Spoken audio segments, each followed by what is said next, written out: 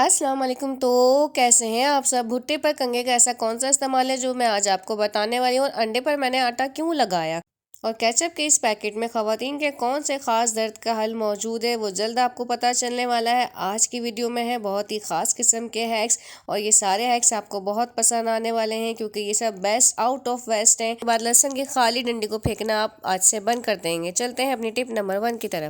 Hand wash तकरीबन सब घरों में ही यूज़ होते हैं, लेकिन जब बात आती है बच्चों की तो वो ज़रा इसको मैसी होकर यूज़ करते हैं, क्योंकि जैसे ही हम इसको ऊपर से इसका क्लिप ऑन करके वॉशरूम में रखते हैं तो बच्चे इसको धड़ाधड़ इस्तेमाल करना शुरू कर देते हैं, और इतना ज़्यादा यूज़ करते हैं कि ये महीने में ख़त्म होने वाला हमारा हैंड वॉश जो है वो दिनों में ही ख़त्म हो जाता है। तो उसके लिए एक ज़बरदस्त ट्रिक आपने ये करनी है, रबर बैंड लेनी है, 3-4 रबर बैंड एक साथ लेके, और उसके काफ़ी सारे बल आपने इस बॉटल के कैप के ऊपर चढ़ाने हैं, और इतना मोटा कर देना है कि जब हम ऊपर से इसको पुश करेंगे तो ये टाइटली पुश होगा, और जब ये टाइटली पुश होगा तो ये निकलेगा बहुत कम। हो सकता है कि आज की वीडियो में आपको मेरी जो आवाज़ है वो थोड़ी ख़राब महसूस हो, तबीयत काफ़ी ख़राब है, फ्लू हुआ है, काफ़ी 2-3 टोटके करके आवाज़ इतनी बेहतर कर ली है कि आपके साथ बात कर सकूं। तो ये देखिए बिल्कुल टाइट हो गया है, और जब इसको आप पुश करके निकालेंगे तो ये हार्डली निकलेगा। बड़ों से तो ईजीली निकलेगा, लेकिन बच्चे इसको इतनी आसानी से निकाल नहीं सकेंगे, तो इस तरह से ये ज़ाया नहीं होगा। अच्छा, सेकेंड टिप इसकी जो है कि हम एक ही हैंड वॉश की बॉटल से 2 हैंड वॉश की बॉटल्स बनाने वाले हैं।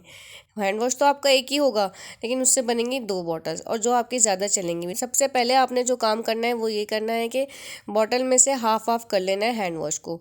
दोनों बॉटल्स में हाफ हाफ हैंड वॉश डालने के बाद उसमें थोड़ा थोड़ा आपने पानी डालना है। थोड़ा थोड़ा पानी डालने के बाद इन दोनों को अच्छे से मिक्स करना है, हिलाना है। तो इस तरह से आपके 2 हैंड वॉश रेडी होकर आ जाएंगे, और ज़्यादा अरसे तक चलेंगे भी, और ज़ाया भी नहीं होंगे। अगर आप रबर बैंड नहीं लगा पा रहे हैं, कोई प्रॉब्लम हो रही है रबर बैंड से, रबर बैंड लगाकर निकालने में हैंड वॉश को, तो आप ये वाला हैक कर लीजिए। इससे भी आपका जो हैंड वॉश है वो कम खर्च होगा। तो चलते हैं जनाब टिप नंबर 2 की तरफ। इस तरह के खाली बॉक्सेस घर में अक्सर आते रहते हैं। इसमें जो भी आइटम होता है वो निकाला और इसे हमने फेंक दिया, तो इसको हम यहाँ फेंकने वाले नहीं हैं, बल्कि मेरे पास यहाँ है शॉपर्स का एक काफ़ी सारा बंडल। वो सारे शॉपर्स निकाल के उसमें मैं एक खास किस्म का फोल्ड लगाकर इस बॉक्स के अंदर रखती जाऊँगी। फोल्ड ये होगा कि आपने ऊपर का जो उसका हैंडल होता है पकड़ने वाला, बस उसका जो रुख है उसको ऊपर की तरफ रखना है आपने, ताकि निकालने में ईजी हो। और ऊपर से जो ये इस तरह से इसको आपने कट कर लेना है, और यहाँ से ईजिली आपके शॉपर बाहर आ सकेंगे। आप इसको अपनी गाड़ी में भी as a tissue paper box भी बनाकर रख सकते हैं, इस पर कोई भी अच्छी सी शीट चढ़ाकर। तो मेरा ये वाला है कि आपको कैसा लगा मुझे ज़रूर बताइएगा। तो चलते हैं टिप नंबर 3 की तरफ। बालों में तो हम कंघा करते ही हैं, लेकिन आज हमने करना है भुट्टे के ऊपर कंघा। जी हाँ, भुट्टे के जो बाल होते हैं ये अक्सर जब हम भुट्टे का छिलका उतारते हैं तो बहुत ज़्यादा परेशान करते हैं, पूरे में बिखर जाते हैं, भुट्टे में लगे रह जाते हैं, ईजिली रिमूव नहीं होते।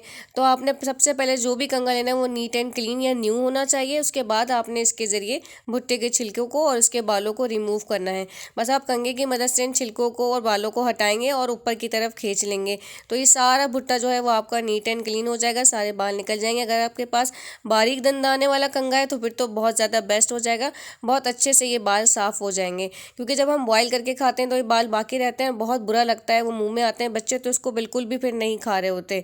तो इस तरह से आपने इसके जो बीच में जो बाल आ रहे हैं इस पर तेज़ी से अप एंड डाउन करके तेजी से कंघे को फेरना है। उससे होगा है कि जितने भी बाल होंगे वो सारे झड़ के नीचे गिर जाएंगे, और बीच में कोई बाल बाकी नहीं रहेगा। देखिए कितना ज़्यादा प्यारा साफ सुथरा होकर आ गया, इसमें कहीं पे भी कोई बाल नज़र नहीं आ रहा। तो फिर कैसा लगा ये हैक आपको, है ना बहुत ही कमाल का और काम आने वाला। चलते हैं अपनी नेक्स्ट टिप की तरफ। नेक्स्ट टिप है लहसुन को लेकर। लहसुन हम यूज़ कर लेते हैं, और उसकी जो डंडियाँ होती हैं जो हमारे पास बचती हैं इसको हम हमेशा फेंक देते हैं। आप भी फेंक देते हैं क्या, मुझे ज़रूर बताइएगा कमेंट बॉक्स में।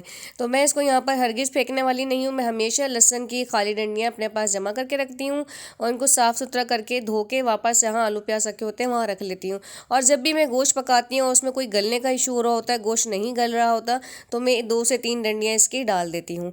तो नेक्स्ट टाइम आपका गोश्त अगर नहीं गल रहा है, कोई मसला है, कलीजी नहीं गल रही है, तो जब आप गोश्त की भुनाई करते हैं या जब आपको लगे कि गोश्त नहीं गल रहा है अब हमारा, तो उसमें आप ये डंडियाँ डाल दें और इसको एंड तक पकाएं, जब तक आपका सालन रेडी नहीं हो जाता। इसको एंड तक उसमें डला रहने दें, पकाएं, और फिर आप देखेंगे कि आपका जो गोश्त है वो इजीली गल जाएगा। बाद में आप चाहें तो इसको सालन में से निकाल सकते हैं।